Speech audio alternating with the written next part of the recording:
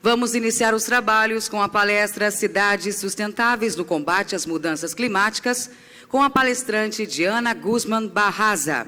Diana é consultora em energia, sustentabilidade e mudanças climáticas, mestre em engenharia da energia sustentável. Diana, engajada em ajudar as cidades a alcançarem seus planos de ação, é uma consultora ativa nos campos de energia, sustentabilidade e mudanças climáticas, com uma sólida carreira de excelência em engenharia, perfil profissional internacional consolidado, combinado um dos 7 anos de residência em 14 cidades diferentes da América do Norte, América do Sul e Europa. 11 anos e meio de experiência profissional, incluindo consultoria em construção de edifícios verdes, engenharia de petróleo e gás, e para o desenvolvimento de negócios na indústria de aço. Outras iniciativas sem fins lucrativos incluem as conferências a respeito da adaptação e da conscientização sobre a mudança climática, entrevistas, publicações, participação em vários programas. Recentemente colaborou com o Banco Mundial no programa piloto para a certificação do planejamento climático da cidade. Graduada com excelência acadêmica, detentora de um diploma de distinção, ganhadora do Prêmio Santander de Alta Realização, presidente eleita de classe e embaixadora internacional de estudantes, condecorada pelo xerife da cidade de Nottingham. Guzmán Barraza também é sócia do grupo de parceiros da Sociedade Civil da Assembleia Geral das Nações Unidas, do Habitat 3 e da Escola de Pesquisa Aplicada em Arquitetura Bioclimática na Cidade do México. Com vocês, senhora Diana Guzmán Barraza, com a palestra Cidades Sustentáveis no Combate às Mudanças Climáticas. Uma salva de palmas, por favor.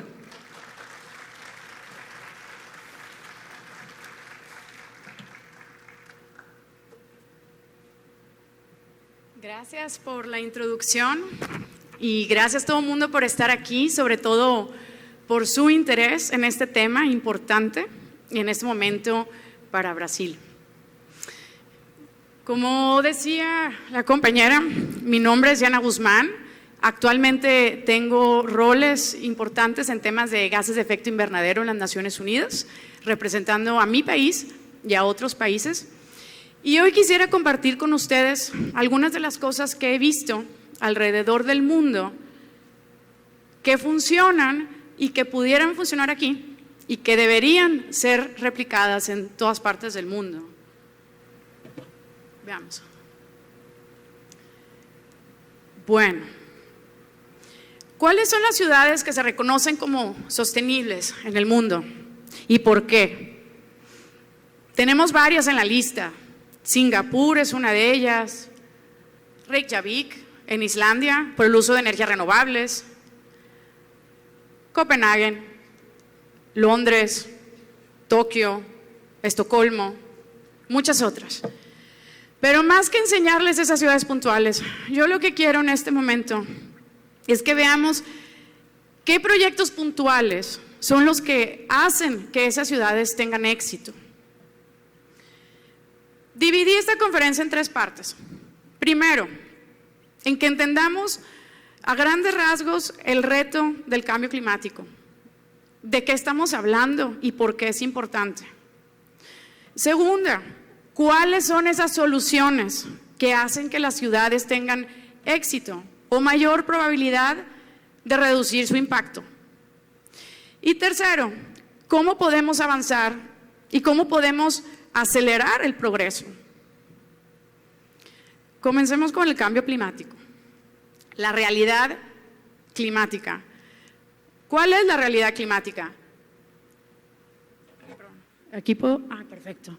Bueno, pues este es nuestro bello planeta, el que llamamos casa, todos nosotros. Y estamos nada más y nada menos que protegidos por esta pequeñita capa de ozono, que nos protege sobre todas las inclemencias del espacio y sobre todas las cosas que podrían hacer inevitable este planeta. Es muy frágil. Y todos los días lo invadimos con millones de toneladas de contaminantes, de gases de efecto invernadero, que provienen de todo tipo de actividades, de la agronomía, de la agricultura, ganadería, de la energía, sobre todo de la energía, de los combustibles, del transporte, de todas nuestras actividades humanas, en su mayoría de energía a nivel mundial. En Brasil, estos datos son los que Brasil ha proporcionado a las Naciones Unidas para los acuerdos de París. Y según sus reportes, en Brasil las emisiones principales vienen de la agricultura y ganadería, como ven, que es la sección verdecita, en el cambio de uso de suelo para esos fines, en CO2. En otro tipo de contaminantes, como metano, que es una sustancia agotadora de ozono muy potente, con 40 veces el potencial de calentamiento global del CO2, también es una de las fuentes principales y viene, por supuesto, de la ganadería. Entonces es importante que nosotros identifiquemos de dónde vienen las emisiones para que podamos abordarlas correctamente en este país. Y cada país tiene la misma tarea, por supuesto. Y lo que pasa con estos gases es que al final se queda atrapado el calor, se hace el famoso efecto invernadero, cuando la radiación solar llega al planeta y no puede salir al espacio, sale un pedazo. ¿Y qué pasa con todo esto? Pues un desastre. Un desastre contra todos nuestros sistemas hidrológicos, con la lluvia, con la manera en la que se evapora, con la manera en la que se mueve el agua alrededor del planeta, todo un desastre. Por supuesto, sube el nivel del mar y es un problema grande en muchas ciudades, en Europa, en Nueva Orleans, Ámsterdam, Nueva York, es un problema grande, pero no nada más es el nivel del mar, sino que todos los huracanes se vuelven más fuertes y más dañinos, por supuesto. La caída de agua se vuelve torrencial, a esto le llamamos bombas de agua, es un término nuevo que antes no existía. Y se llama así porque cae una cantidad increíble de agua en un tiempo muy corto. Y pasa todo tipo de desastres en las ciudades. Aquí les traigo algunas fotos de Brasil, de los últimos años, de lo que ha hecho las inclemencias del tiempo. Fotos como estas nos hacen ver que los daños son muy palpables y muy reales. Los deslizamientos de lodo, por supuesto, vienen como consecuencia. Y tenemos escenas como estas, o como esta, de Río de Janeiro, o esta, o qué tal esta. Todo esto en Brasil. Por supuesto, ejemplos hay millones de todas partes del mundo, pero a mí me impacta ver lo que en este país sucede. Y estas son las consecuencias. Así es como se viven las inclemencias del cambio climático. Nada más hablando de inundaciones, por supuesto, y todas estas de Brasil, de Recife, el estado de Amazonas. ¿Habían visto estas imágenes ustedes? Ahora hacemos una pausa. ¿Cuántas personas de aquí son ingenieros? ¿Pueden, por favor, levantar la mano? Perfecto. ¿Ingenieros agrónomos? ¿Industriales? ¿En logística o infraestructura? ¿Ingenieros civiles? Muchos. ¿Arquitectos? ¿No? Bueno, muy bien. Entonces, este tipo de cosas son las que tenemos que prepararnos nosotros para poder construir las ciudades del futuro. Y continúo con unos pocos más ejemplos que son muy impactantes. Uno de mis lugares favoritos del mundo, Foz de Iguazú, así quedó. Y bueno, mientras en algunos lugares del mundo tenemos lluvias torrenciales y un caudal mucho más grande del que podamos manejar, el mismo calentamiento global y de la Tierra hace que en todas partes del mundo se evapore más también el agua. Y nos lleva a sequías graves también. Estos son pronósticos. Bueno, estos son las sequías, más bien, en el pasado. Y así es como piensan o cómo se pronostica que va a cambiar. Miren la parte roja.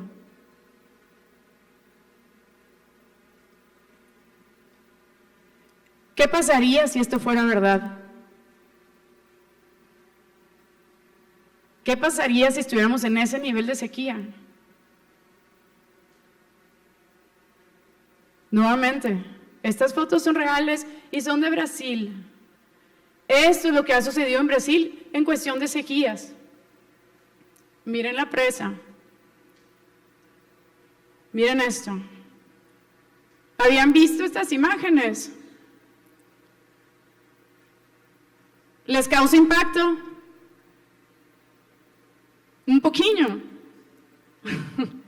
Seguro que sí. Bueno, pues yo les muestro. Entonces, nada más en Brasil se han perdido 4.3 billones por pérdidas de sequía. Una cantidad inmensa. Imagínense si se pudieran invertir esas cantidades para prevenir el cambio climático. Por supuesto, la sequía afecta la producción de alimentos, por supuesto, así como las enfermedades de los plantíos. Incluso hoy en día no sabemos hasta qué grado afecta el aumento de la temperatura y el aumento del dióxido de carbono en los alimentos, en la agricultura. ¿De qué afecta? Afecta. Y de que está registrado, está registrado. ¿Pero qué tanto? Eso es lo que estamos por saber. Por supuesto, también vienen las olas de calor. Los animales y los alimentos no son los únicos en sufrir. Esto es peligroso para la salud de los humanos, sobre todo para los chicos y para los más grandes, pero para todos en general. Yo misma, este verano, estaba casi desmayándome en España con la ola de calor que hubo en Europa. No solamente son los chicos y los grandes. Y aunado a las olas de calor, cuando todo se seca, es más susceptible al fuego. Y vaya que tenemos problemas de fuego. Por todos lados. No crean que solamente es en Brasil, en África, en mi país, en el resto del mundo. No se habla mucho sobre esto, pero los incendios están pasando por todas partes del mundo. Y no nada más ponen en peligro a los ecosistemas, sino que proporcionan una bomba de gases de efecto invernadero que no estaban destinados a salir todavía, poniendo aún más problema en nuestro sistema global. La industria de la ganadería también tiene mucho que ver, porque necesitamos espacio para el ganado. Ese espacio que antes ocupaban los bosques. También detrás de las razones del cambio climático. Son muchas. En fin, tanta bomba de gas de efecto invernadero y tanta contaminación, la industria, la energía y las demás razones nos llevan a una pésima calidad de aire, por supuesto. Calidad de aire que está en nuestros pulmones, en las de sus hijos, en las de todos nosotros juntos, y que es un tema grave, y que se empiezan a ver ya más muertes registradas en los hospitales por enfermedades respiratorias y cardiovasculares. Y no se diga de las infecciones. El cambio climático también aumenta el riesgo de las infecciones. ¿Por qué? Porque alarga la vida de los mosquitos, de todos los animales que puedan transmitir, alarga el periodo de gestación, aumenta las latitudes en las que se desarrollan, se vuelve más peligroso, o sea, cada vez tenemos más peligros. Y esto significa que sin duda alguna nos acercamos cada vez más hacia un planeta que no es habitable o no será habitable, sin agua, sin aire, sin comida, sin vegetación. No se puede sostener así. Y lo peor es que lo más grave lo sufren los más pobres, los que no tienen techo, los que no tienen cómo pagar el alza de precio en los alimentos, los que no tienen de dónde sacar agua, dónde vivir. La mayoría de nuestros pueblos, la gran parte de nuestros pueblos están muy vulnerables al cambio climático. Y es por eso que hoy en día estamos aquí hablando de esto, para ver cómo estas profesiones pueden ayudar a solucionar o a mitigar al menos el tema del cambio climático. Venga, pues hablemos de las soluciones. lo que están haciendo en otras partes del mundo. Energía renovable, por supuesto, es la primera y la más obvia. Si sabemos que la mayor parte de las emisiones viene del uso de la energía, o de la generación de energía más bien, pues lo más lógico es que abordemos esa causa primero. Y es lo que se está haciendo por todas partes del mundo, y Brasil es un ejemplo excelente de ello. Líderes de la región. Muchos tipos de energía, por supuesto, no me detengo mucho aquí, porque sé que lo saben. Y esta energía la podemos llevar a todos los niveles de la sociedad. Para todos. Este es un ejemplo de un proyecto en Nepal, en una aldea en medio de la jungla, en donde la gente no tenía electricidad. Y ahora la tiene. Y ahora los niños pueden estudiar en las noches. Y ahora las señoras pueden hacer actividades económicas en su casa que antes no ponían. Y le cambió la vida a esta gente. Tratamiento de aguas residuales. Esto es un tema súper interesante, que es un problema, pero también es una solución al mismo tiempo. En la Ciudad de México, por ejemplo, la Ciudad de México es un valle. Toda el agua que cae de lluvia, más la que usa la ciudad, se recolecta y va a una planta de tratamiento, la más grande de América Latina, en Atotonilco, en donde se trata y se canaliza para riego. Por supuesto, esta agua está rica en nutrientes, porque es agua residual, y los agricultores se benefician de tener mayores cosechas, más rápido, más grande. Es un ejemplo de éxito. Incluso se está replicando en otras partes del mundo. El año pasado vino una investigadora de MIT. Fui con ella a la planta de tratamiento de agua, fuimos a hablar con los agricultores, a conocer sus perspectivas, cómo funciona, qué se puede mejorar, cómo lo podemos replicar.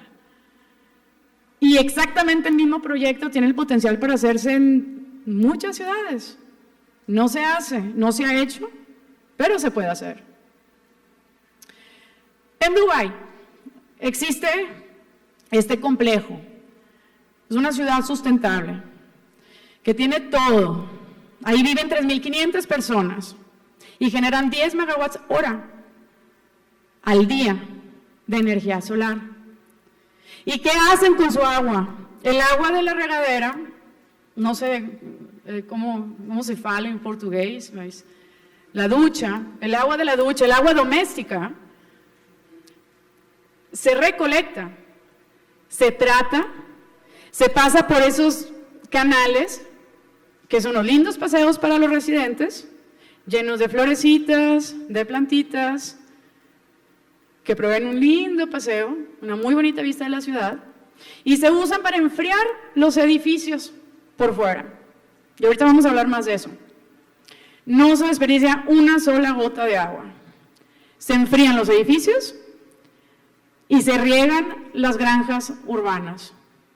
Es un ejemplo increíble. Esto en Dubái. Y en la gestión de residuos, porque no solamente tenemos residuos de agua municipal, pero también tenemos residuos sólidos, que es un problema inmenso en la mayor parte del mundo, sobre todo en África y en la India, pero en todos lados. ¿Qué podemos hacer con estos residuos? Energía. Waste to Energy. Este es un proyecto latente que debería ser implementado en todos lados.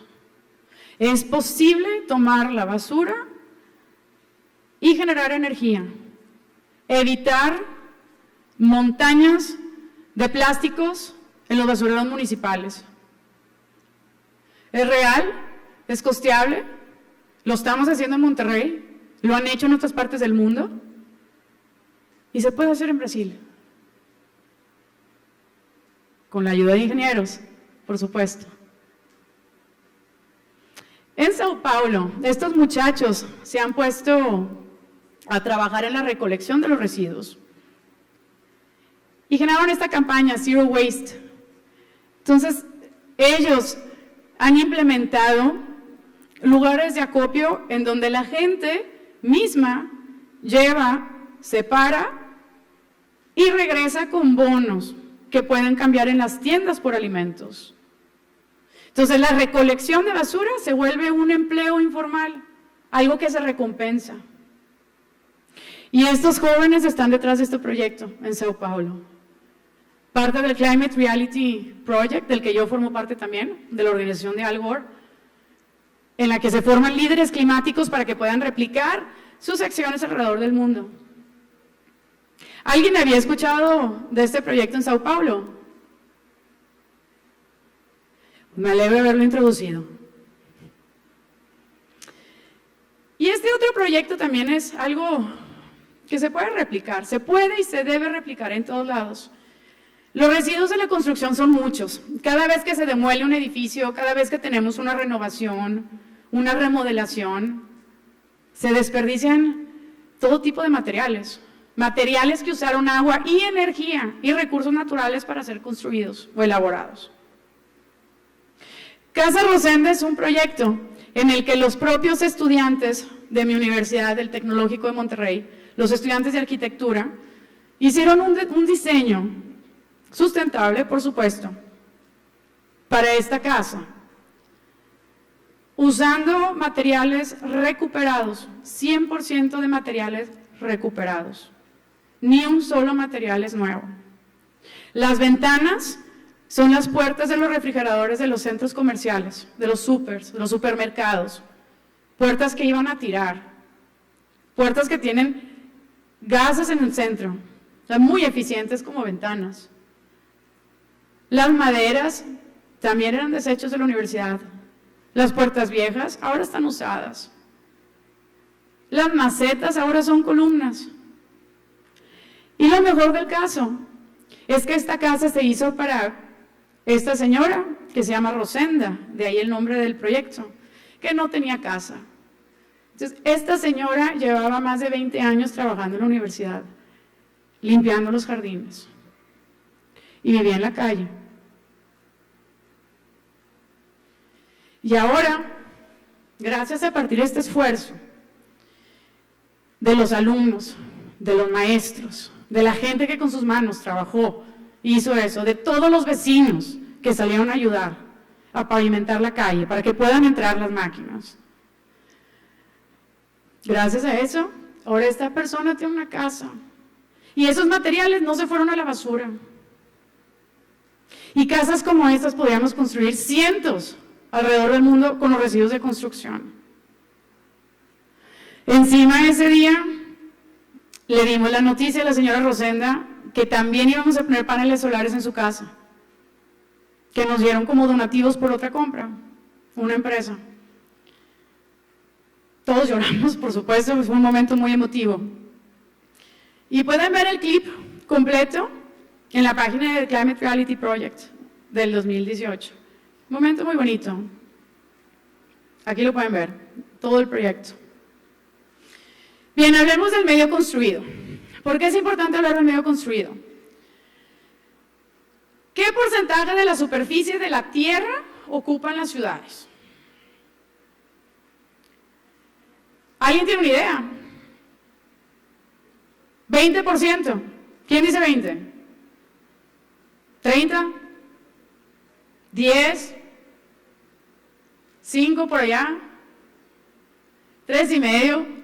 Sí, más o menos, 2-3% de la superficie son ciudades, nada más. ¿Pero qué porcentaje de las emisiones salen de las ciudades? ¿50? ¿Qué más? ¿60? ¿Qué dicen?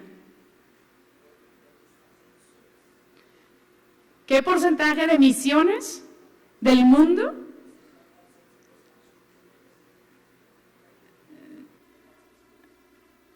Bueno, alrededor del 80% de las emisiones del mundo salen de las ciudades, que ocupan solo el 2 o 3% de la superficie del planeta. Y por eso es importante que volteemos a ver al medio construido. Ingenieros civiles, arquitectos, juntos, no separados, debemos de ver estos proyectos. Y yo les voy a decir cómo. Esta es una de mis especialidades. Hice mi tesis en Inglaterra sobre el medio construido, sobre cómo reducir nuestro consumo de aire acondicionado en los edificios. Y hay algunas técnicas que no se usan normalmente. El mundo está envuelto en LEED, pero LEED no es lo único. Por supuesto, podemos integrar paneles solares a las edificaciones, pero la integración de paneles solares no va a ser suficiente. Arriba, abajo, donde quiera los pueden poner. Pero no es suficiente si no consideramos el uso y las condiciones en las que se encuentra el edificio, así como las propiedades de los materiales. Entonces tenemos que usar la ciencia para poder diseñar. No nada más seguir reglamentos del LEED. No nada más. Es más bien al revés. Es primero hacer la ciencia, sacar nuestras conclusiones y luego hacer el diseño. Este es el primer Net Zero Energy Building de América Latina. Se está construyendo en mi ciudad, en Monterrey, a partir de mi consultoría de representación. No hay manera que se pueda alcanzar Net Zero. A ver, primero, ¿están familiarizados con el término Net Zero Energy Building? ¿Alguien puede levantar la mano? ¿Sí, sí? Bueno, para los que no, significa, para un edificio, para que un edificio sea Net Zero Energy, tiene que generar el 100% de la energía que consuma ahí mismo en sitio, el 100%. Y por supuesto, entre menos consumas, pues menos tienes que generar. Y ahí es donde está nuestra atención. ¿Cómo hacemos para consumir menos? Con lo que les digo. Para países como los nuestros, a diferencia de Europa y Estados Unidos, que tienen un enfoque diferente, para nosotros es más importante ver la sección del año en la que se requiere aire acondicionado, climatización, frío. Y para ello, lo más importante es que conozcamos nuestras ganancias de calor. ¿Ganancias de calor? Sí. Lo que entra de afuera hacia adentro a través de los materiales. Esa es la clave para poder hacer un edificio de bajo consumo. Les muestro. Este es un proyecto real de una consultoría que hice en Monterrey, en un proyecto que se llama Arboleda, con 17 edificios nuevos, más de 500,000 metros cuadrados de construcción, 15 hectáreas, parques públicos, plazas comerciales, edificios de oficinas, etc. Es posible, cuando tienes un edificio como tal, es posible analizar las ganancias de calor por piso, por orientación, incluso por departamento, porque el costo de operación no va a ser el mismo en todos lados del edificio. Y por lo tanto, los métodos de construcción tampoco deben de ser los mismos, porque las necesidades son distintas. En esta gráfica, por ejemplo, no es muy importante ver los valores en sí. Lo que les quiero enseñar es la diferencia que existe entre un piso y otro. Entre el primero, segundo, tercero, cuarto, quinto, último piso. Miren la diferencia de ganancias térmicas. Entre mayor sea la ganancia térmica, mayor el requerimiento de aire acondicionado, el cooling load que decimos en inglés. Y mayor el costo de operación, por supuesto. Esa es la comparación por piso. Y pues no es sorprendente que entonces la comparación de requerimientos de aire acondicionado, de las toneladas de equipo y el costo del equipo sea también distinto. Por supuesto, el último piso siempre va a ser el peor, el más caliente, porque es el que recibe el sol del techo. Y ahí es donde se pone más difícil. Entonces, si nosotros analizamos los 12 meses de todos estos comportamientos, sabemos cómo va a ser el comportamiento térmico. Y lo que podemos hacer es analizar primero la trayectoria solar alrededor del predio para poder orientar correctamente y decidir el tipo de material para cada orientación. Y este es un proceso iterativo, de esta manera. Entonces uno puede empezar a combinar los tipos de iluminación con los tipos de bloques, con los tipos de vidrios reflectivos o no reflectivos, o vidrios dobles, o vidrios sencillos, etc. Entonces es un proceso iterativo en el que armamos diferentes escenarios, tantos como puedan tener la capacidad de hacer, que este es un trabajo de análisis, de ingeniería, de iteración, y entonces empezamos a comparar. Tenemos nuestros distintos escenarios y empezamos a hacer todo el análisis, y de esta manera se puede comparar bajo esos escenarios cuál es el costo inicial para el proyecto. La sorpresa es que no siempre sale lo más eficiente, no siempre es lo más caro. Este es el costo inicial, incluyendo los aires acondicionados, porque entre más tonelaje necesites, pues por supuesto va a ser mayor el costo inicial del aire acondicionado. Pero ¿qué tal los ahorros en energía? Y nuevamente aquí lo importante no es tanto el valor, sino que vean cómo fluctúa según las variaciones de escenarios y el valor presente neto. Entonces, cuando uno piensa a largo plazo en un edificio, estas decisiones se vuelven vitales. ¿Qué es lo que normalmente no se hace? Si son edificios para gobierno, por ejemplo, ocupados por gobierno, lo mejor es ver a largo plazo y ver que el costo de operación y que el consumo de energía sea el menor. Y estas estrategias se pagan muy fácil. Eso en la edificación individual, pero también como conjunto podemos tomar medidas. District Cooling and Heating, decimos en inglés, que es enfriamiento o calentamiento, calefacción municipal. Entonces se hace una planta grande y eficiente para un conjunto de edificios. Esta foto es la unidad que tienen en Stanford, la Universidad de Stanford en California, que todos los detalles están en internet y pueden verlos si les interesa ver cómo hicieron, y es algo que debemos replicar también. Es la manera en la que podemos ser más eficientes con el uso de energía, además de lo que ya les acabo de decir, de reducir el consumo por edificio, de manera inteligente, analizada. Eso sí, ojo con los rayos mortales o los rayos de la muerte, se oye de miedo. ¿Alguien ha escuchado los rayos Death Ray? ¿Alguna manita por ahí que haya escuchado esto? Bueno, pues a raíz de estas estrategias de querer ahorrar el consumo energético de los edificios, empezaron a salir pues todos los materiales reflectivos, que lo que hacen es no dejar que penetre el sol y ganancias térmicas, sino reflejar al exterior. Pero con esta estrategia también vinieron problemas nuevos, problemas que no se conocían antes, porque no se hacía esta estrategia.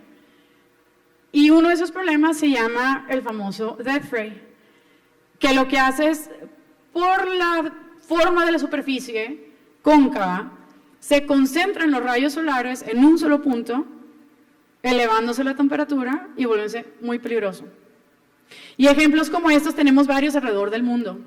Está que es el Disney Concert Hall en Los Ángeles, al lado el Walkie Talkie en Londres, y así varios del mundo, que por supuesto los arquitectos no querían brillar por eso, pero bueno, eso pasó y es un buen ejemplo porque es algo que no debemos hacer. Entonces, cuidado con eso.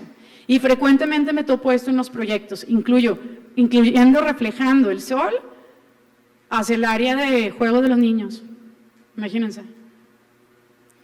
Bueno, pues esos son los rayos de la muerte que hay que evitar. Otra cosa que nos corresponde a los ingenieros aportar a los proyectos es la dinámica de fluidos, el estudio de dinámica de fluidos, cómo se comporta el viento. En la planeación urbana, los arquitectos normalmente no contemplan ese tipo de cosas, pero nosotros ingenieros sí podemos hacer eso. Nosotros podemos estudiar la velocidad, la dirección, el comportamiento general del viento alrededor de una ciudad. Por ejemplo, no nada más para aumentar la ventilación natural o para optimizar la ventilación natural, sino también para la prevención de desastres. Esta imagen también es un screenshot de un proyecto real de un hospital en Monterrey, el Hospital San José, que cuenta con varios edificios. Al remodelar, hicimos este estudio, porque de esta manera, si hay un huracán o vientos fuertes, y si va a salir volando una silla, sabemos exactamente por dónde va a volar, qué trayectoria va a tomar, por dónde están los vientos fuertes, por dónde se hacen los remolinos y por dónde no poner superficies acristaladas. Además de optimizar la ventilación, que en el caso del hospital no hay ventilación natural, todo es climatizado, pero en las casas sí. Y este tipo de medidas sigo hoy día sin verlas en los proyectos. Y se los paso a ustedes para que lo impulsen, porque tanto nos ayudan a ahorrar energía con ventilación natural en ciertas temporadas del año y en ciertos lugares, como para prevenir desastres, algo muy importante, y salvar vidas. Imagínate, si nosotros supiéramos, oye, no, fíjala, no te pongas ahí porque por ahí va a pasar esto. Bueno, pero si la gente no lo sabe.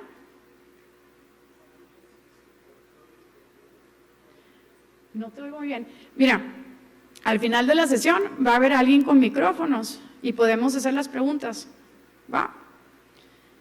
No te oigo, disculpa.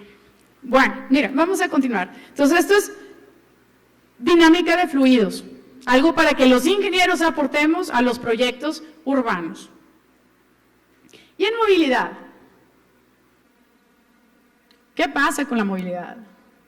Es esencial para todas las ciudades.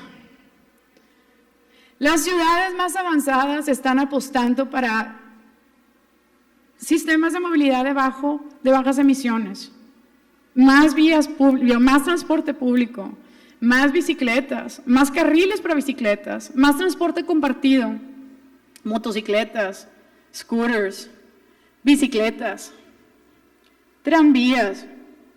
Varias ciudades, varias metrópolis ya empiezan a tener esto y vaya que han dado resultado.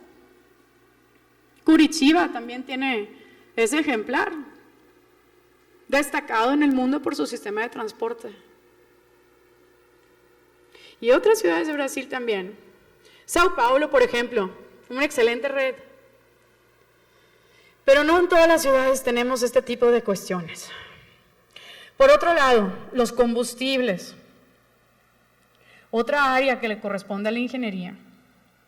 ¿Cómo hacemos para tener combustibles más limpios?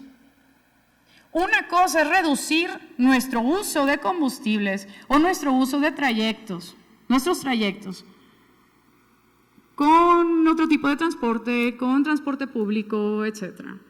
Pero ¿cómo hacemos que ese mismo trayecto contamine menos? Tenemos que seguir trabajando en ese tema. Combustibles limpios, más limpios, menos azufre, otro tipo de combustibles, biocombustibles, por ejemplo, como algo que se puede hacer aquí en Brasil, que se hace. Lo cual hay que balancear también con la habilidad de alimentos, por supuesto. Pero sin duda es uno de los retos más grandes que tenemos como humanidad, porque son una fuente de emisiones bastante alta. Y no es una realidad para todos los países cambiar a vehículos eléctricos. Si bien cada vez son más accesibles, en América Latina la gran mayoría de las personas todavía no puede tener acceso a esto. Así que optemos por otras cosas intermedias, por de pronto. Y por supuesto, la conservación de áreas verdes. Yo les tengo aquí otra idea, algo que está funcionando en el mundo. En los mercados de carbono. Es posible proteger las áreas verdes con un compromiso de largo plazo y recibir créditos, offsets, se llaman en inglés, al respecto. Offset que se venden en los mercados de carbono, voluntarios, en California, en Quebec, en Europa, en Japón. ¿Alguien había escuchado esto? Pues son soluciones que no están en la mente todavía de todos, pero son otra manera de generar ingresos a partir de la conservación de bosques. No es la única opción o destruir o no hacer nada. Está esta opción también en los mercados de carbono. El Climate Action Reserve, por ejemplo, en California desarrolla protocolos que se aceptan internacionalmente para este tipo de actividades. En este momento estoy yo, junto con el Climate Action Reserve, desarrollando el protocolo de México para la destrucción de sustancias sabotadoras de ozono. Otro tipo de proyecto, porque hay varios elegibles. Pero les menciono esto con los bosques, porque es una alternativa viable, atractiva, de generación de ingresos, a partir de la conservación de los bosques. Y de esta manera podemos disfrutar de nuestras áreas verdes por muchas más generaciones.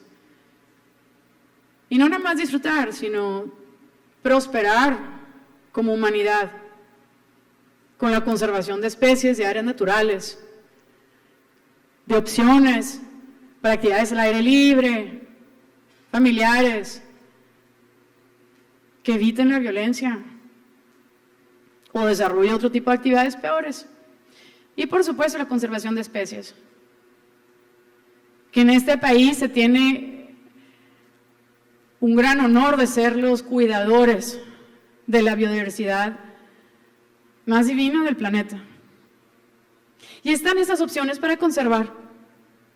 En cuestión de calidad del aire, estas estrategias de mercado de carbono nos ayudan, por supuesto, a la calidad de aire, porque evitamos de manera permanente la liberación de gases de efecto invernadero. En mi ciudad, Monterrey, este problema de la calidad de aire se ha vuelto grave. Antes pues, no existía, y ahora lo está, y ahora está figurando en los mapas de la NASA entre los puntos más contaminados de PM2.5. Ya no es seguro practicar deportes al aire libre. Y hacia allá van muchas ciudades. Ahí al fondo está el Cerro de la Silla, en mi ciudad se llama Monterrey, ciudad de las montañas, pero no se ve. Sí podemos hacer algo al respecto, y hay herramientas. En la NASA, por ejemplo, tenemos observaciones satelitales que nos ayudan a tener indicadores de lugares donde no tenemos los sensores en la Tierra. Y cualquiera de ustedes se puede entrenar para hacer eso, o incluso hacer una oficina nueva que puedan revisar distintos indicadores, no nada más la calidad de aire. Si alguien quiere saber más de esto, por favor contáctame, con gusto les digo por dónde. Y se puede hacer, las herramientas son gratis, el entrenamiento también. Solamente hace falta voluntad y tiempo para hacer esto. Y por supuesto, nos tenemos que unir entre los actores. Universidad, gobierno, civiles, sector privado, todos juntos en la misma mesa, porque si no, no funciona. Y eso es algo que también estamos haciendo en Monterrey, el Observatorio Ciudadano de la Calidad del Aire. Y están metidos todos los actores claves para solucionar cómo le vamos a hacer. ¿O nos vamos todos de la ciudad? ¿Nos morimos todos ahogados? ¿O lo resolvemos? Y buscamos combustibles más limpios, y buscamos medidas de transporte, y buscamos áreas verdes, y buscamos un montón de cosas. Pero requiere de coordinación de las partes. ¿Qué se puede hacer? La NASA tiene un equipo que da indicadores, se llama Tiger Team, de gran resolución. O sea, es posible medir la calidad del aire a partir de observaciones satelitales a nivel colonia. Y esto es un proyecto que cada vez más ciudades estarán adoptando. Es nuevo. El primero salió el año pasado, la primera ciudad. Y ha habido más demanda. Y de esta manera se puede saber dónde son lugares más seguros que otros. Cuándo salir o cuándo no. Cuándo salgan los niños al recreo y cuándo no. Cuándo salir a correr al parque y cuándo no. Cuándo llamar una contingencia por parte del gobierno a detener actividades industriales. Para el beneficio de todos. Las granjas urbanas. Esta es otra cosa que las ciudades sustentables de alrededor del mundo están haciendo.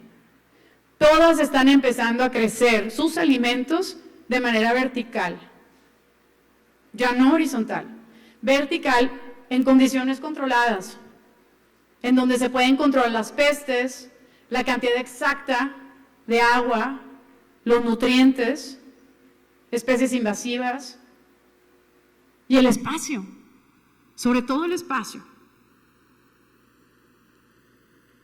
Y esto, queridos, también nos corresponde a los ingenieros. Es algo que podemos empujar. Aquí les muestro unas fotitos, y hay muchos, son un par de fotos solamente, pero hay muchísimas. Y la educación. Si no metemos estas ideas en las universidades, los principios de sostenibilidad, desde los colegios, a las crianzas, desde chiquitos, a los futuros profesionistas. No se puede sin la educación. Es elemental que todo esto forme parte de la agenda curricular, de las universidades, de las campañas, que se puedan entrenar todas estas personas en estas nuevas profesiones. No hay suficientes profesionistas para llevar a cabo estas tareas. Entonces, tenemos que replicarnos, multiplicarnos. Y en fin, el progreso.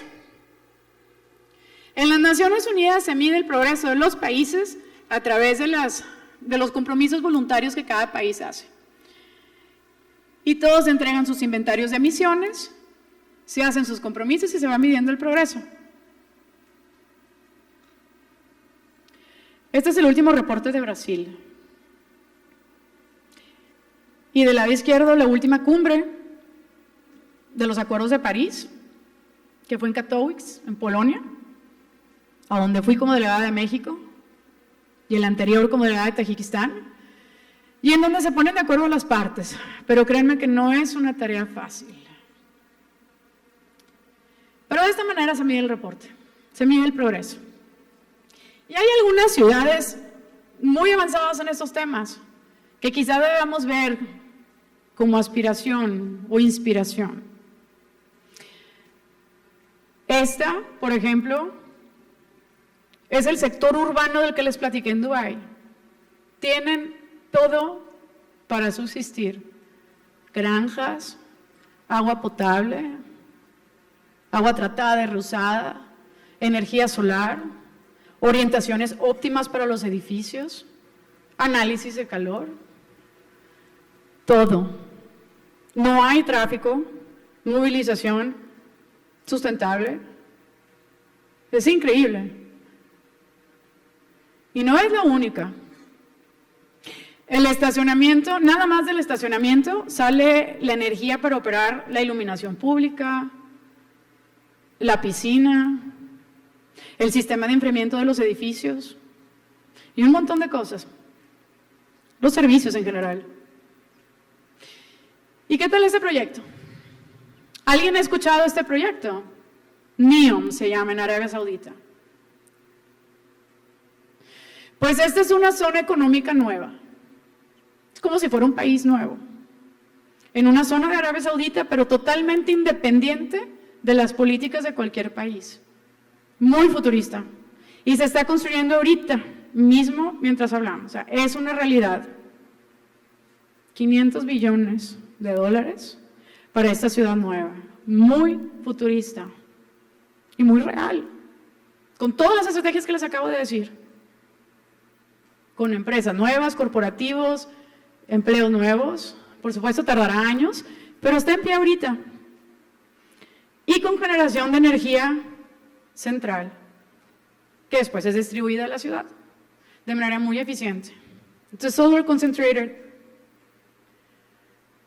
concentración solar, energía en concentración solar.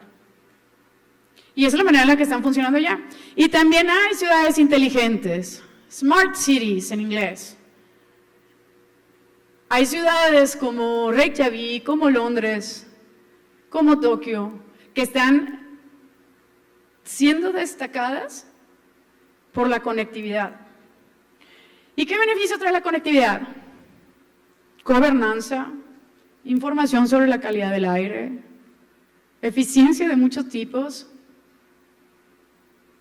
y es parte esencial de la administración de los recursos. ¿Dónde? ¿Cuándo? ¿Por qué?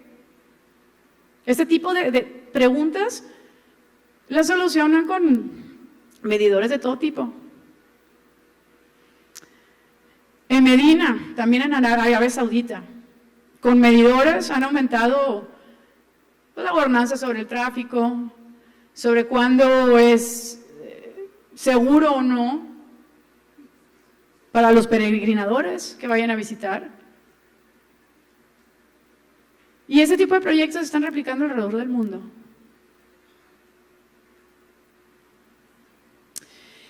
Sin embargo, muchos de los cambios que requerimos no van a venir ni del gobierno, ni del sector privado, ni de grandes ciudades futuristas, sino de nosotros mismos, con nuestros propios cambios, que al final de cuentas el país es un conjunto de personas.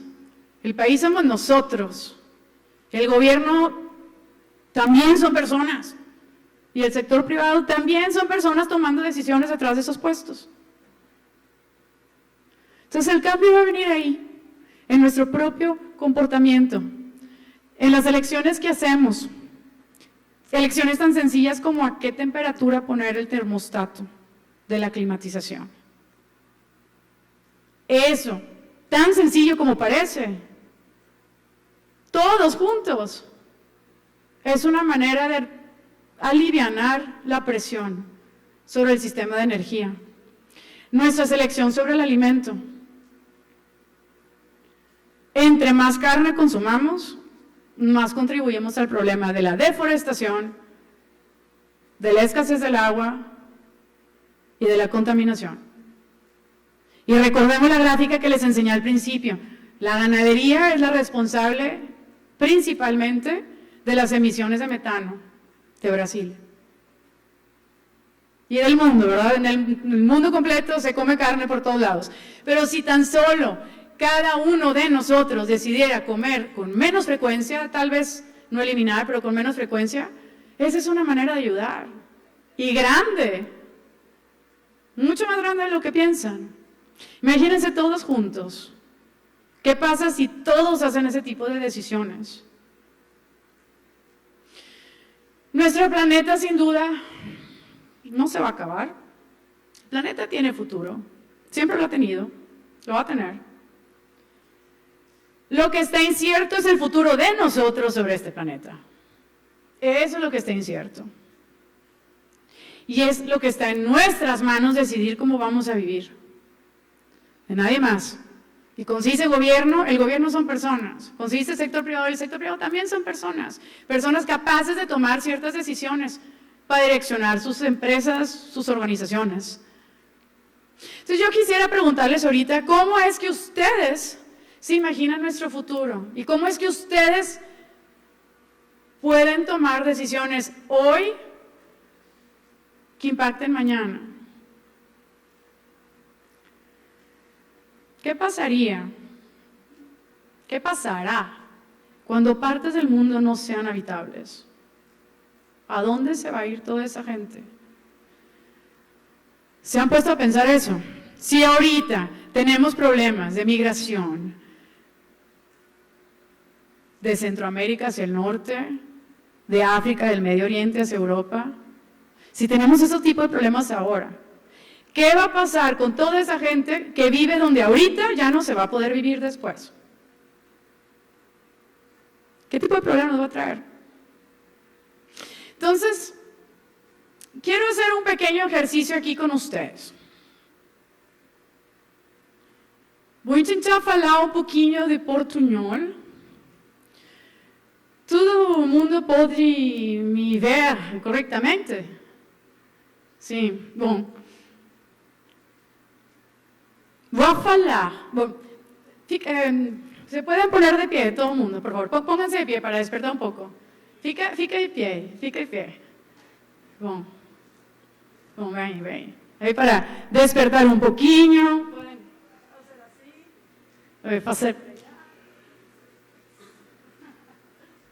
Vamos fazer. Eu vou falar 1, 2, 3. E quando eu fale go, todo mundo bate palma ao mesmo tempo. Um só som, muito forte. Tá bom? Tá. Vamos começar. Vá. Todo mundo com as manos. Aqui está. Vai. 1, 2, 3. Go. O que aconteceu? O que aconteceu com ele? Okay, outra vez. Vamos tentar. Outra vez. Vou falar 1, 2, 3. 1, 2, 3, go! Isso. Obrigada. Você pode sentar. Bem. O que aconteceu? O que você acha? ¿Qué pasó? ¿Alguien me puede decir qué pasa? Lo que yo pienso que pasa es que las personas alrededor de nosotros nos están viendo todo el tiempo. Y si uno aplaude, los demás también. O hay veces que aunque las instrucciones sean claras, cada quien interpreta como sea. O no es fácil coordinar a todo el mundo, a todos los ingenieros, y a los arquitectos, y al gobierno, y al sector privado. No es fácil. ¿O qué piensan ustedes? ¿Alguien quiere compartir alguna conclusión de este ejercicio?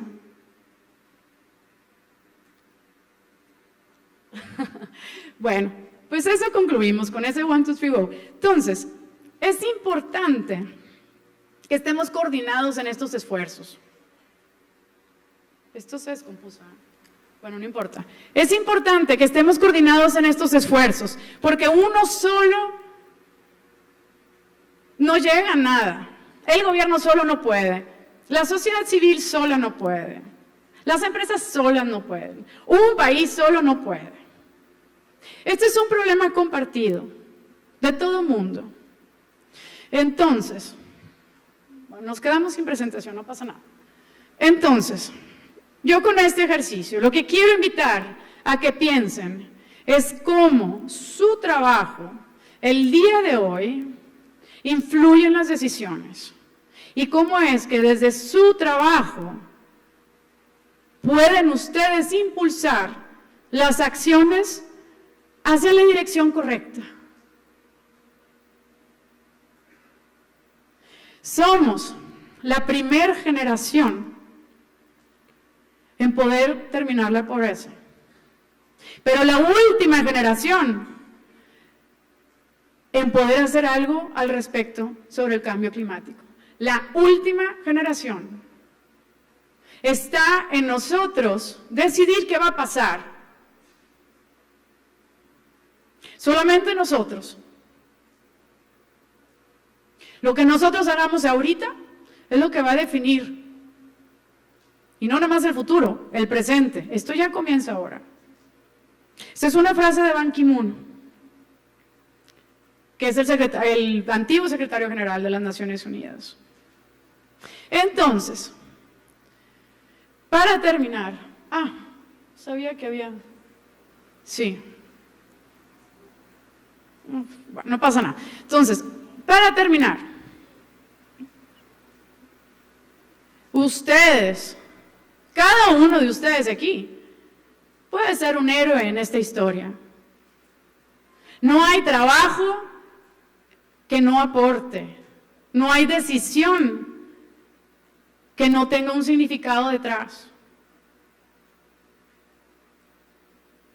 Todos nosotros aquí podemos ser los héroes de mañana. ¿Qué? Ah, ok. No, pues está bien. Bueno, entonces, para terminar, yo quiero pedirles, con una frase de un africano, que no van a poder ver, lo siento, que empecemos por este camino de la sostenibilidad.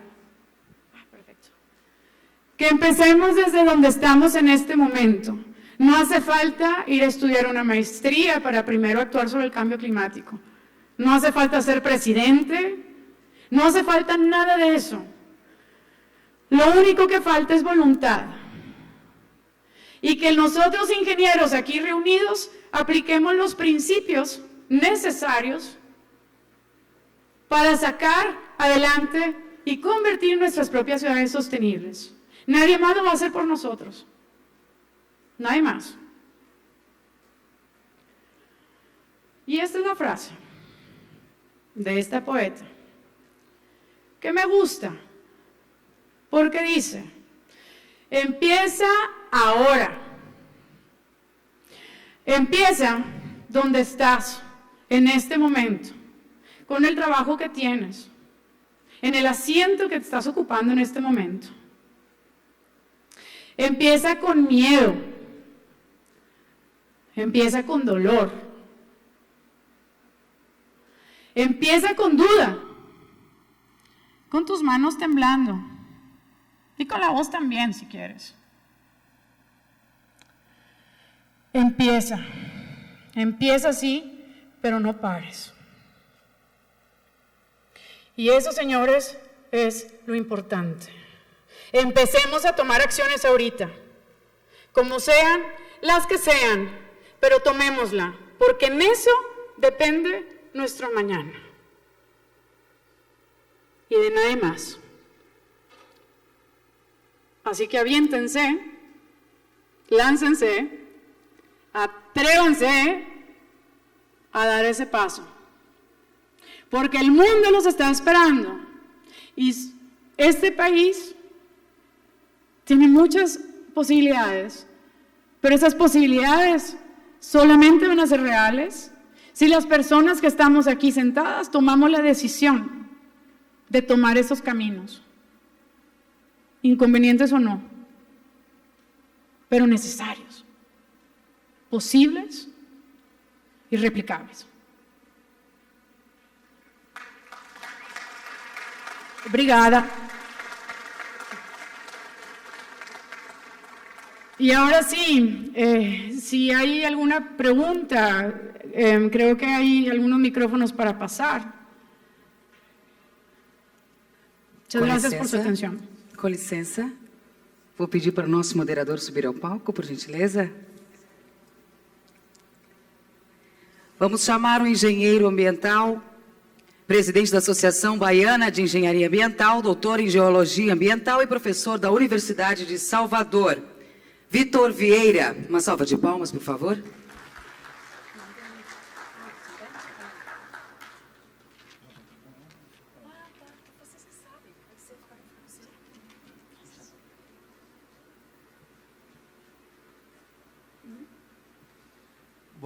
Boa tarde a todos.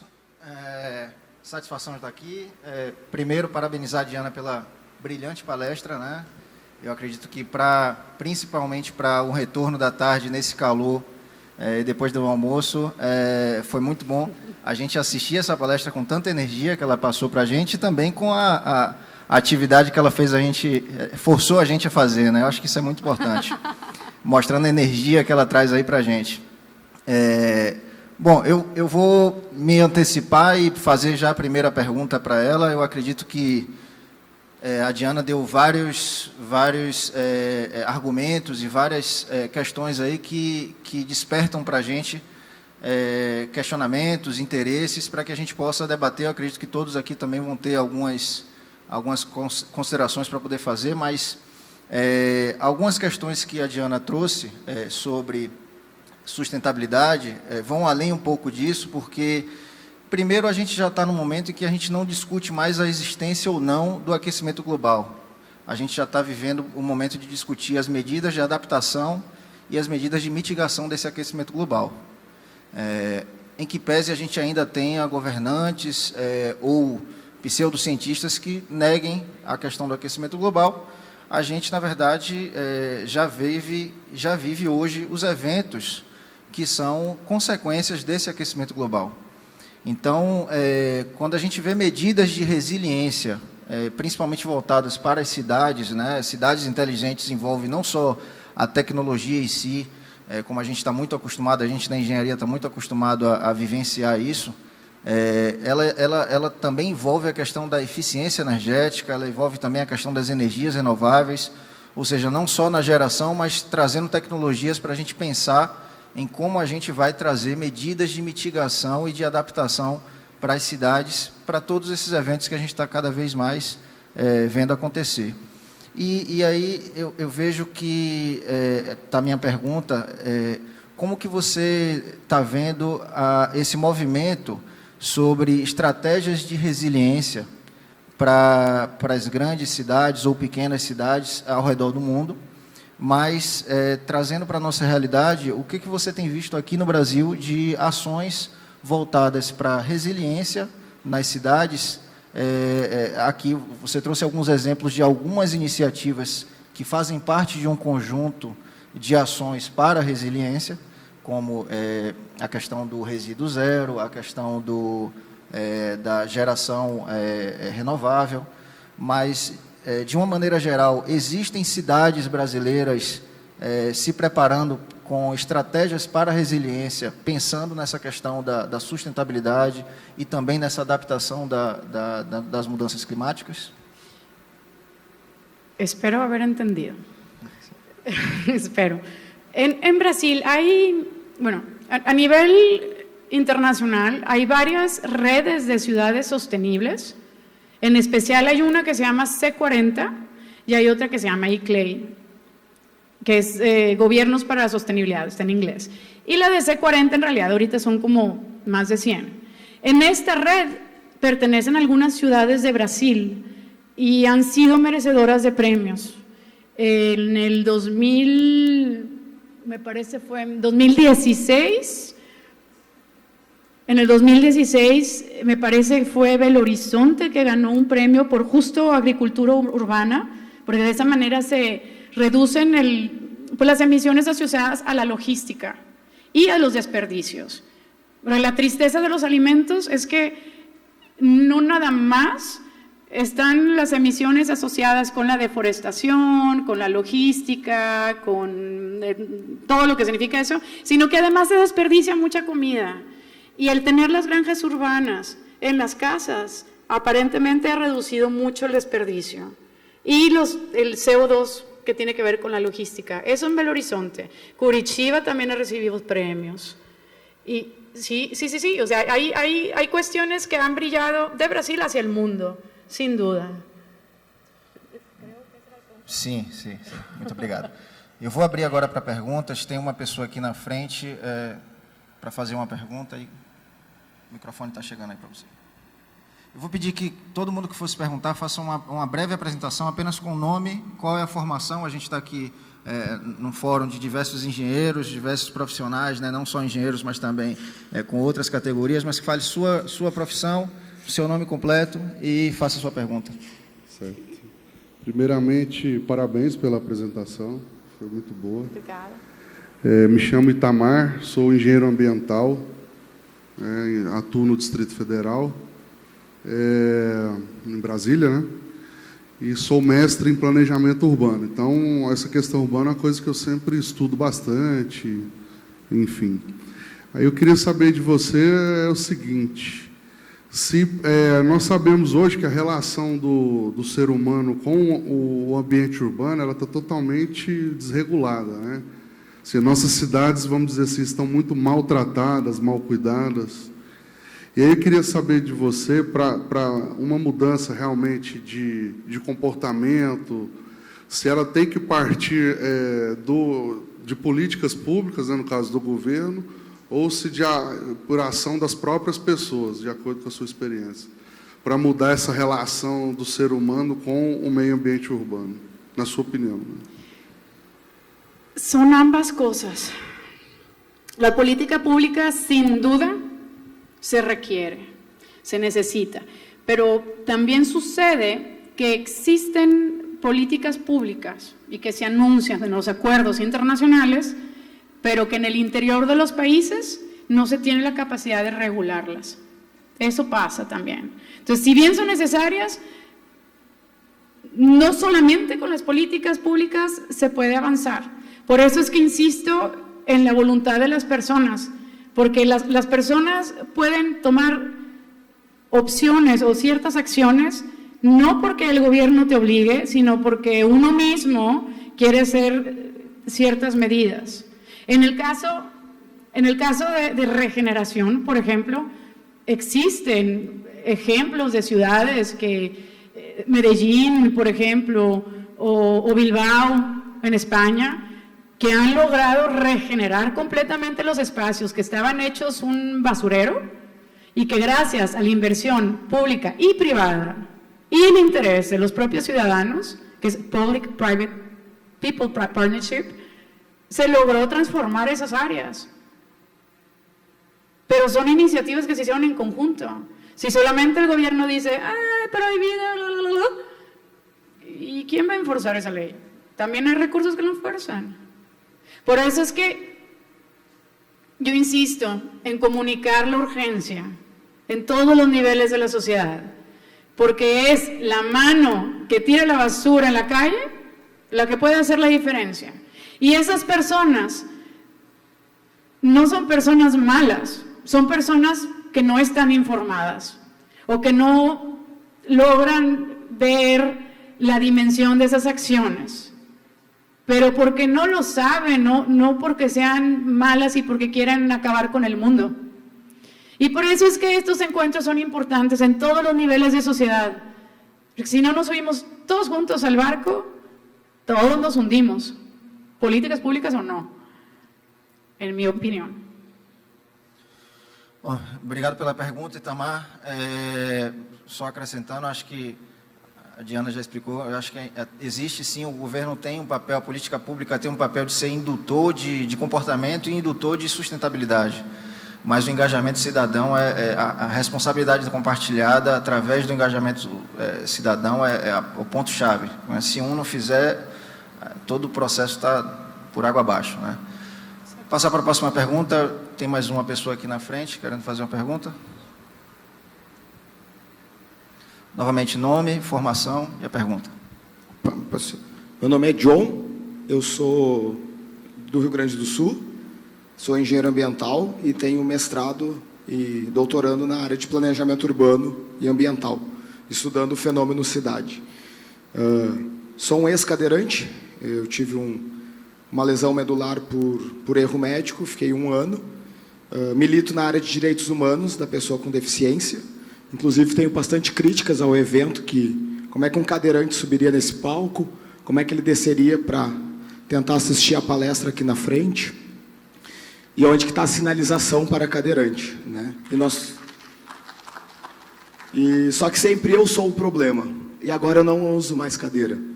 Então, eu falo em nome de 12 mil pessoas por ano que usam cadeira de rodas no Brasil. É uma epidemia vinda de bala perdida, de violência, de acidentes de automóveis. É o país no mundo que mais morre pessoas por bala perdida e acidentes de automóveis. Mas para o Confeia, eu sou o problema. E, dentro da questão, eu trabalho na organização 350.org, que é a maior organização do mundo de combate às mudanças climáticas. Eu sou ativista do clima na pauta carvão, que no Rio Grande do Sul nós estamos instalando, né, o órgão ambiental está quase licenciando a maior mina de carvão do Brasil, Mina Guaíba. Uma mina de carvão com alto impacto ambiental, numa zona já impactada e com um estudo ambiental totalmente fraudulento. E a sociedade gaúcha diz, sim, nós queremos Mina Guaíba porque nós queremos emprego e renda. A nossa população passa fome. E ela diz que é um empreendimento alinhado ao ODS número 7, de energia limpa. E o governo do estado, no Rio Grande do Sul, criou uma política estadual do carvão, onde todos os deputados votaram sim ao carvão. Enquanto o mundo diz não ao carvão, enquanto ao nosso mesmo carvão, a Austrália não quis minerar, a África do Sul minerou e tem lá aqueles impactos todos, o Rio Grande do Sul quer trazer à tona um carvão com 70 vezes mais mercúrio que o carvão da Alemanha, por exemplo, e minerando numa área úmida. E eu te pergunto, nesse panorama global que tu tem, por que alguns países como o Brasil e o estado do Rio Grande do Sul, que para muitos, acho que eu vi um gaúcho aqui, não tem mais alguém aqui do Rio Grande do Sul? Por que o Rio Grande do Sul, que se considera um país, né, que está comemorando agora, dia 20, a revolução que a gente perdeu, inclusive, a República Federativa do Rio Grande do Sul, por que alguns países insistem em minerar carvão?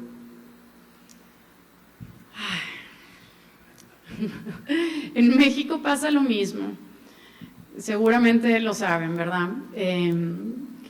Nuevamente insisto, es que este tema se tiene que difundir mucho más, porque la gente, nuestros políticos argumentan un precio más barato para la energía, mayor competitividad, empleos, pero también existen empleos en energía limpia. Sí, por supuesto, algunas industrias tendrán que acabar, pero otras empiezan. Es como los cassettes de música. ¿A poco vamos a hacer todos huelgas porque que no salgan los CDs, porque yo quiero seguir cassettes, porque la gente que hace los cassettes se va a quedar sin trabajo? Pues un poco lo mismo, o sea, bueno, el cassette se queda atrás y ahora tenemos los CDs, pero ahora la gente puede trabajar en CDs, no pasa nada. Deberíamos de pensar en eso. No insistir en la economía, porque no hay manera de que sea redituable el carbón si se mete en la ecuación los gastos de la salud pública y el gasto del medio ambiente. Y estos señores empresarios es lo que no han querido meter en la ecuación.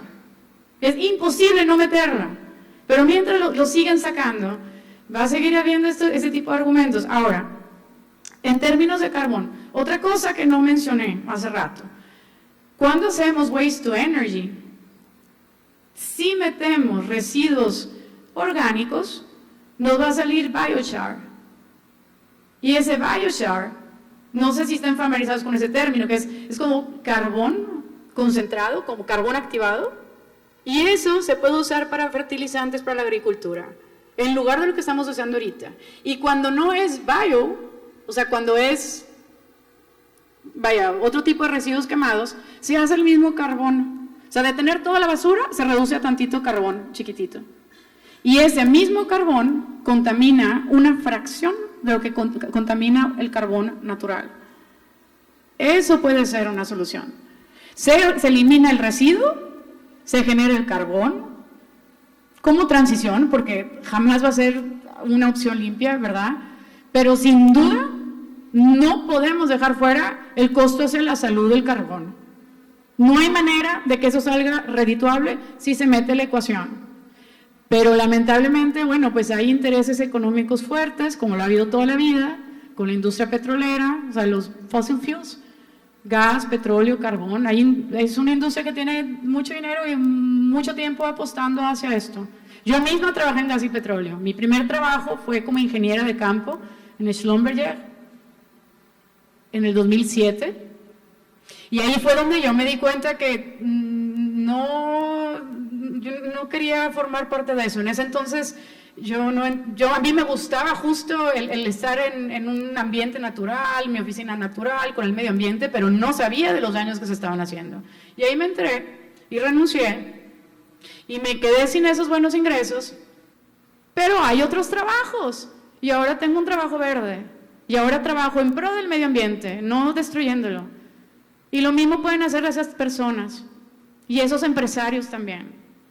Las soluciones al cambio climático son redituables.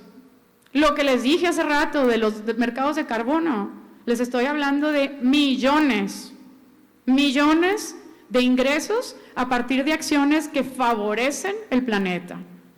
Entonces, ¿por qué no ir por ahí? Con nuestros votos podemos nosotros ayudar a posicionar en las posiciones de poder a las personas que quieren impulsar estas acciones. Pero sin duda la lucha no ha acabado. Y es algo triste, pero es real. Varios países están empujando hacia atrás de los acuerdos de París, pero muchos otros no. Y como les digo, los países somos nosotros, somos las personas. Entonces, si las personas toman las decisiones, entonces por consiguiente los países toman las decisiones. Entonces hacen falta personas informadas y motivadas y con el valor de hacer las cosas diferente. E aí? Bom, John, obrigado pela pergunta. Por incrível que pareça, o consumo de carvão no mundo, nos últimos 10 anos, ele aumentou e a perspectiva é ele continuar aumentando, por incrível que pareça. Mas eu acho que o mais interessante é que o Brasil tem alternativas, e alternativas renováveis. O Nordeste, o Norte, ele tem exemplos disso, e até no Rio Grande do Sul, onde começou, por exemplo, a indústria eólica brasileira, já mostrou o potencial que a gente tem. Então, a gente, de fato, tem um poder de decisão na mão. A gente precisa realmente aplicar isso. Existe sempre a preocupação com a segurança energética, obviamente. A gente tem ainda termoelétricas que utilizam combustíveis fósseis, mas a gente tem muito potencial para ser desenvolvido e gerar emprego também para toda essa sociedade que carece disso, principalmente nesse momento de crise. Obrigado pela pergunta. Vamos para a próxima. Tem uma pessoa aqui atrás. Aqui. Boa tarde, Diana. Parabéns não só pela palestra, mas pelo trabalho seu, que deu para ver que é muito grande. Sou Francisco, sou engenheiro mecânico. Eu sou natural de Santa Isabel, São Paulo. Estou citando só porque você mostrou uma foto da represa do Jaguari. A minha cidade é uma das cidades banhada pela represa. Então a gente acompanhou em loco todo aquele problema lá. Mas a minha pergunta é o seguinte: você não acha que o desenvolvimento socioeconômico dos países é diretamente ligado para conseguir tudo isso que você apresentou de novidade, de ideias?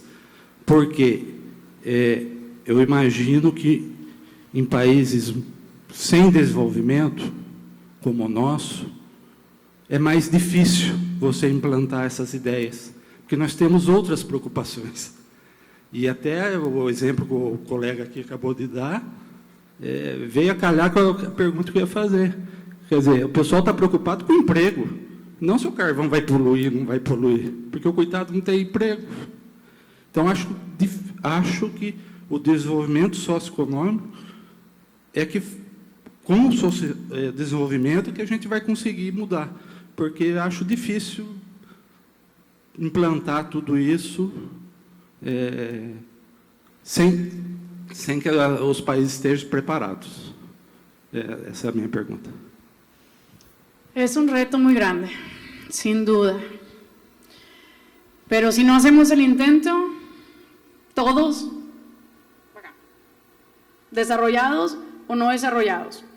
Y sin duda, en mi opinión personal, veo que son pocos los esfuerzos en relación con lo que se debe de hacer. O sea, ya el mundo sin duda va a cambiar, no va a ser como lo conocemos.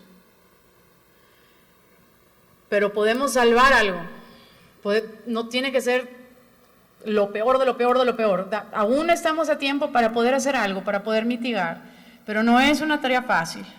Existen fondos internacionales que ayudan a los países en vías de desarrollo, incluso en las Naciones Unidas. El problema que yo he visto no es la falta del dinero, o la falta de soluciones. Es la falta de proyectos bien planteados.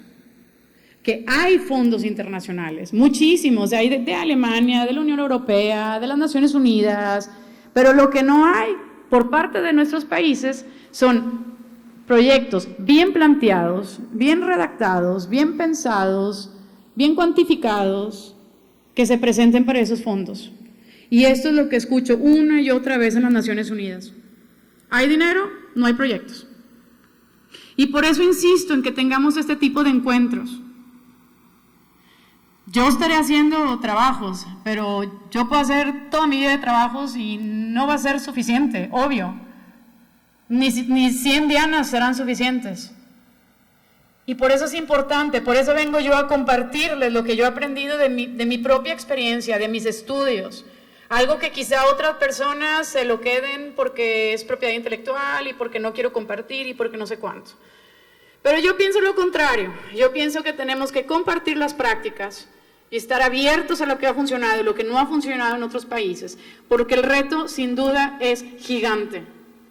No hay salida fácil y no hay tampoco una tecnología de energía renovable que nos va a salvar la vida a ningún país.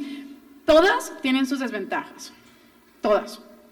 Y por eso es que hay que nivelar y hay que empezar, como les decía en la última frase, sin saber, quizá no tenemos todo planeado, quizá no sabemos todo, no sabemos cómo vaya a resultar, pero sí sabemos cómo va a resultar si no hacemos nada. Y es en el fin de todo lo que conocemos. Y suena muy dramático, pero es verdad. Entonces, no hay salida fácil, pero hay apoyo. Hay apoyo técnico y hay apoyo económico. Y lo que hace falta es gente del propio país que quiera tomar el liderazgo para decir, yo voy a hacer este proyecto y aquí está, y ayúdenme, y vamos a hacerlo, y no sé qué va a pasar, pero no importa, y ahí estoy. No hay otra opción.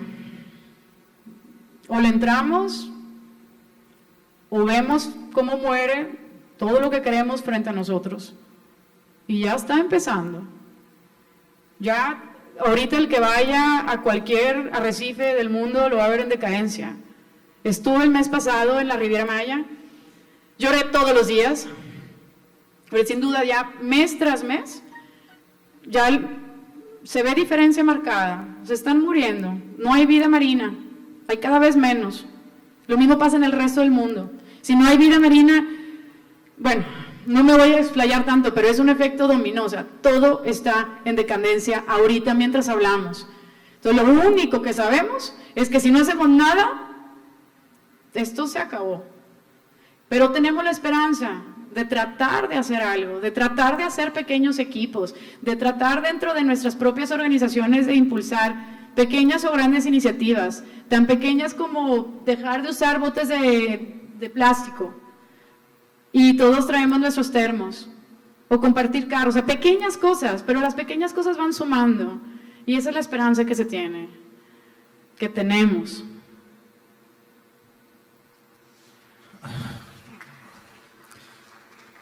Francisco, obrigado pela pergunta. Eu acho que, complementando apenas, o desenvolvimento sustentável, de fato, esses 3 vieses que você comentou, o social, o econômico, mas o ambiental. Quando a gente fala em desenvolver de forma sustentável, o ambiental ele tem que trazer consigo o social e o econômico. Então, no momento em que a gente está extremamente carente em relação às questões econômicas e, obviamente, às questões sociais, a estratégia pode ser justamente olhar com mais atenção para a questão ambiental, porque com todo o potencial de recursos naturais que a gente tem no país, a gente pode capitalizar de forma econômica e social esse ativo natural, esse ativo ambiental que a gente tem.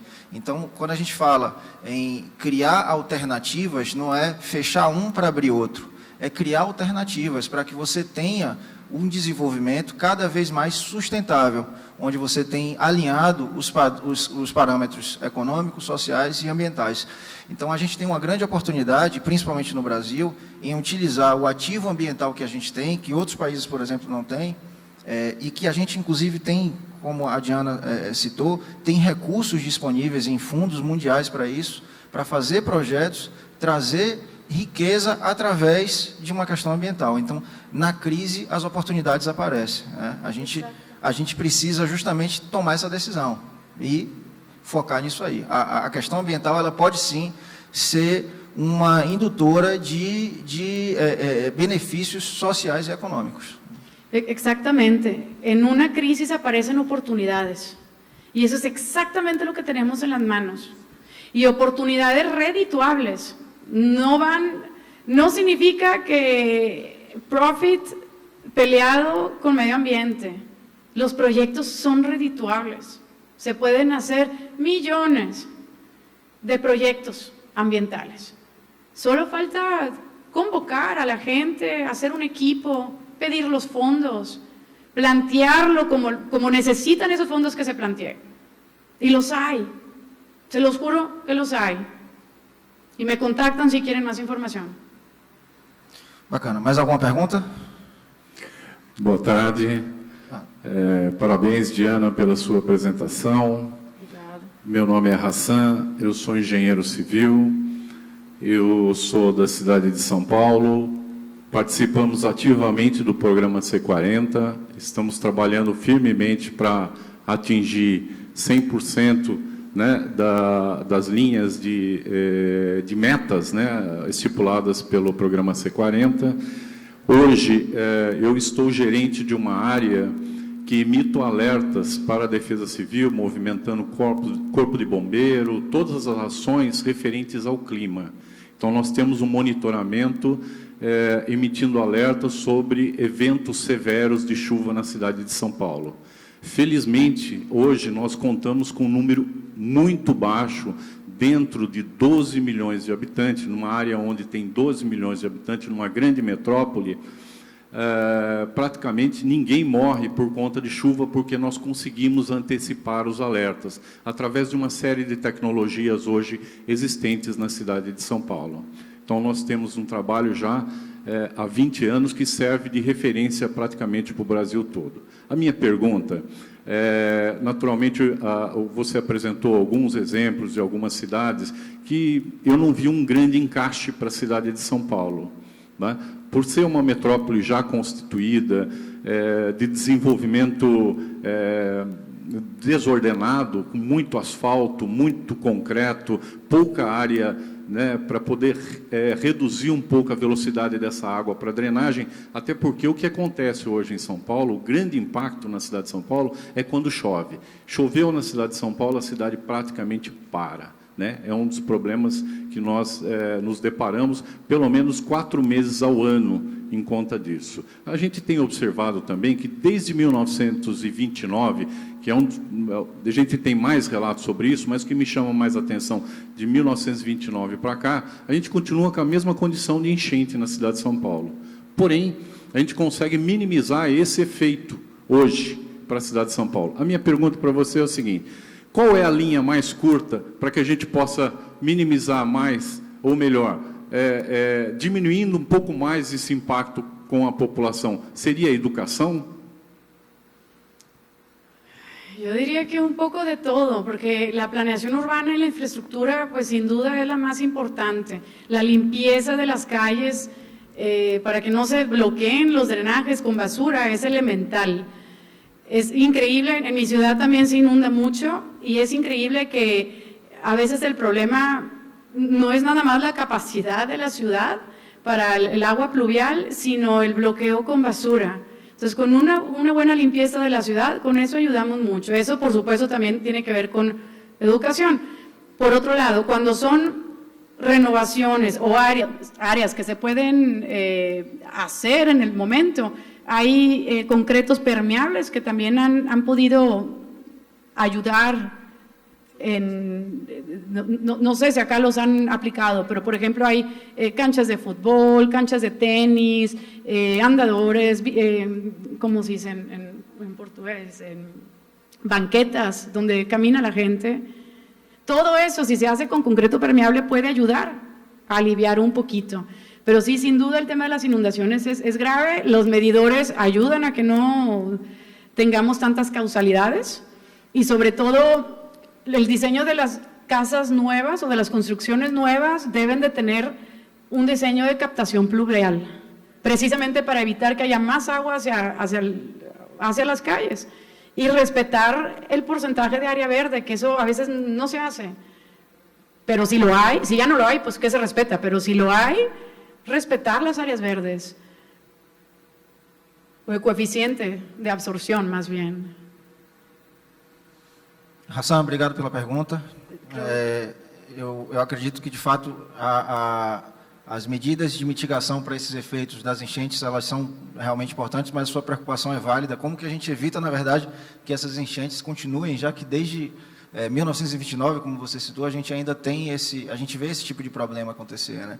Mas eu acho que até algumas estratégias que a Diana colocou, como medidas simples, como áreas verdes, hortas urbanas, hoje a gente já fala sobre piso drenante, asfalto drenante, são estratégias de engenharia e de arquitetura voltadas para a cidade para lidar com esse tipo de situação. Obviamente, que devem ser adequadamente dimensionadas para cada situação. Em São Paulo, por exemplo, mostra muito isso, porque existem grandes diferenças entre pequenas localidades. Salvador, eu sou de Salvador, da Bahia, e Salvador está passando pelo mesmo tipo de avaliação nesse momento, inclusive com apoio do C40, e foram definidas duas áreas, duas comunidades na cidade para servirem de projeto piloto, onde eles estão propondo medidas simples de arquitetura e de engenharia para poder evitar os problemas de alagamento que ocorrem de maneira recorrente nessas comunidades. São ações simples voltadas para a questão da drenagem, ordenamento e tudo mais, mas principalmente utilizando estratégias ecológicas. Então, a utilização de áreas verdes, valas verdes em alguns locais, onde tem escadarias, você conciliar isso com algumas valas, alguns locais que permitam a drenagem desse material, desse volume de água. Então, a gente está no momento em repensar a engenharia, principalmente no caso das cidades, onde a gente, durante muito tempo, se preocupou muito em cobrir, e agora a gente está fazendo um processo inverso justamente para poder permitir essa infiltração. Mas eu acho que é muito pertinente esse tipo de tema aqui também. Un comentario nada más. Bombas, el uso de bombas también lo he visto mucho en los desarrollos. No es mi favorito, pero lamentablemente es lo que se usa en los pisos de abajo. Bombas, bombas, bombas, bombas, a sacar todo. Mais alguma pergunta? Aqui. Tem? Aqui. Ok. Boa tarde. Meu nome é Alain, eu sou engenheiro florestal. Tenho mestrado e doutorado em Ciências Florestais, na área de Ecologia e Conservação de Ecossistemas Florestais. E sou professor lá na Universidade Federal Rural do Semiárido, lá no Rio Grande do Norte, né? Quando fala sobre aquecimento global, de fato, nós pegarmos os dados do IPCC de 1882 até os 2012, a temperatura da Terra aumentou perto de 1 grau Celsius, né? Mas a minha dúvida é, será que hoje nós temos elementos suficientes para ratificar ou provar o que é que os meios de comunicação estão falando sobre o protagonismo do homem nesse aquecimento global? Porque se nós pegarmos vários artigos científicos, onde faz algumas correlações entre as explosões solares, tempestades solares e esse fluxo que há de gases entre os mares e a atmosfera, segundo algumas pesquisas, isso é muito, mas muito superior do que é mostrado nos meios de comunicações. E uma coisa interessante que você falou, que as cidades, em termos de ocupação territorial e tal, isso refere a praticamente a 2%, né, da superfície da Terra. E desses 2%, ele é responsável por 80% da emissão desses gases. Mas aí eu vou e volto a me perguntar, realmente, será que o homem é o protagonista nesse aquecimento global, nesse aumento dessa temperatura, ou seria algo mais regional, dentro das grandes cidades? Porque, sinceramente, eu ainda não me convenci que o homem é esse protagonista nesse aquecimento. né? Eu vejo mais como uma questão de educação ambiental. O problema é, nós temos um problema de degradação, onde muitas empresas, muitos seres humanos terminam não adotando essa prática da sustentabilidade. Isso é fato. Mas será que nós temos essa força todinha para poder influenciar no clima global? Eu me pergunto. E ainda não me convenci, sinceramente, mas eu gosto de participar desses meios de discussões para a gente aumentar um pouco e abrir mais um pouco mais a nossa mente. Obrigado. Desculpa, repete seu nome, por favor. Alan. Alan, obrigado. Diana. Creo haber entendido la pregunta, pero no estoy muy segura. Ele perguntou... Bueno, lo digo en español, que si es el hombre el culpable, el responsable del calentamiento. Bueno, según la ciencia aceptada por el panel intergubernamental de cambio climático, lo es. Yo, Diana, en lo personal, pienso que a los estudios que se difunden en el mundo, efectivamente hay que integrar, como dices tú, la radiación del sol, solar forcing, pero son cosas que ahorita no están hablando, que son súper ciertas y que además traen preocupaciones que en este momento no están sobre la mesa. Por ejemplo, yo en lo personal reviso todos los días el índice KP del electromagnetismo del sol. Y yo sé, por ejemplo, que si está arriba de 5, pues mejor voy checando las direcciones a donde voy antes, porque ya sé que empieza a fallar el Wi-Fi, empieza a fallar la telefonía, empiezan a tronar los transformadores eléctricos, los aeropuertos tienen retrasos. Vaya, son efectos que se ven, pero no es, la ciencia aceptada no habla de eso. Yo en lo personal sí pienso que es importante modificar nuestros modelos de cambio climático incorporando fuerzas externas que no son antropogénicas, o sea, adicionales a las del hombre. Yo pienso. Pero nuevamente los reportes del IPCC, del panel intergubernamental del cambio climático, no lo consideran. Y sí consideran únicamente la acción del hombre como la principal, que sin duda no es sostenible el estilo de vida a nivel humanidad, sin duda. Pero como dices, también hay otros factores que no podemos controlar. Y con mayor importancia, dado que esos otros factores no los podemos controlar, pues mínimo controlemos los que sí podemos, ¿verdad? Pero sí, sin duda, hay elementos que no están en la ecuación, que reitero, pienso que deben de estar. Espero haber contestado la pregunta. Alan, obrigado pela pergunta. De fato, a gente tem não só os meios de comunicação de maneira recorrente reportando isso, mas a própria comunidade científica, se não me engano, você se apresentou como professor, então a comunidade acadêmica ela traz isso, né? Mais de 98% considera de fato o quanto que o homem é o protagonista dentro desse processo, né? Não só os meios de comunicação, mas a comunidade científica traz esse tipo de elemento. Lógico que existem vários outros elementos que precisam ser considerados, e como a gente está falando de um assunto muito complexo em relação ao aquecimento global, já que existem vários fatores que vão contribuir, eu concordo contigo que colocar o peso somente em uma coisa, independente de qual ela seja, a gente acaba esquecendo essas outras que são tão importantes quanto.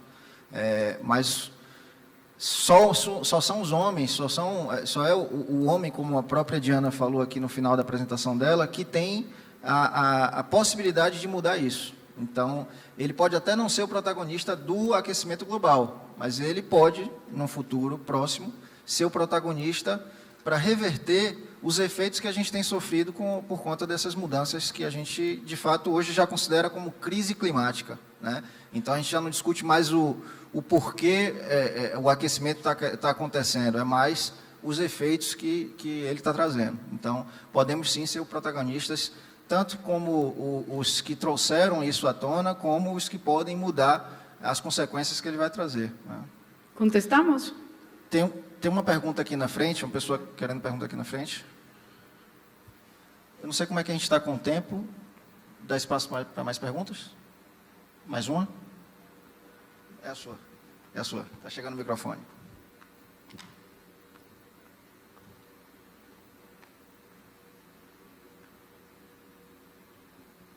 Inicialmente, bom, meu nome é Alexandre Santos, eu sou engenheiro civil e presido o Clube de Engenharia de Pernambuco. Pernambuco, não sei se você sabe, é um estado que tem 84% do território na região do semiárido. Então, secas, estiagens são nossas velhas conhecidas. Mas minha pergunta não diz respeito a isso. A questão ambiental, assim como a questão de costumes, está muito associado à banda progressista da sociedade. E no nosso Brasil, recentemente nós fomos tomados assim de rodão por um pensamento conservador e começou a jogar certas questões ambientais como sendo ou modismo ou uma questão assim muito ideológica.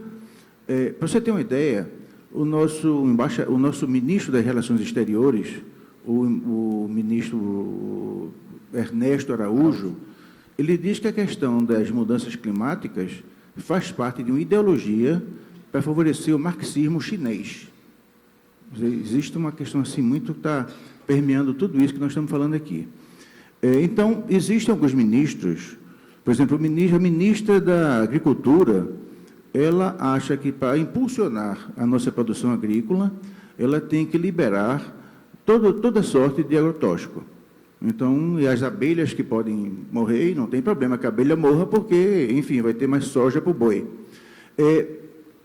Então, teses antigas, como, por exemplo, evitar a construção de grandes barragens para que os lagos sejam evitados, não existe mais isso, né? Então, se pensou em fazer a produção de energia hidrelétrica a partir de fio d'água, então já se fala em fazer os grandes reservatórios, né? Um custo ambiental enorme. Enfim, existe um conjunto enorme de recursos.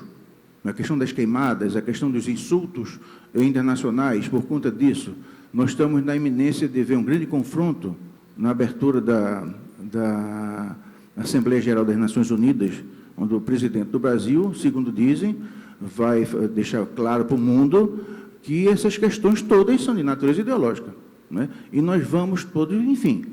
Aí a minha pergunta é a seguinte: você fez um exercício aí muito interessante, contou de 1 até 3, falou gol, e nós batemos palma. E pelo que eu pude compreender, se aquelas palmas fossem simultâneas, o efeito seria maior. E a pergunta de Ana é se um país importante como o Brasil, importantíssimo no mundo, ele tem uma banda importante, que é a gestão pública, na contramão desse esforço. Será que, naquelas palmas, se todos batessem juntos, o esforço ia ser melhor?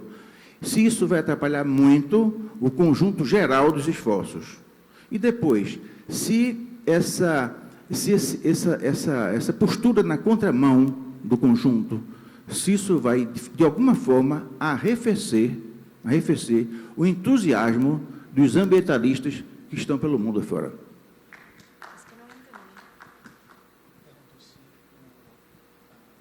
Segundo.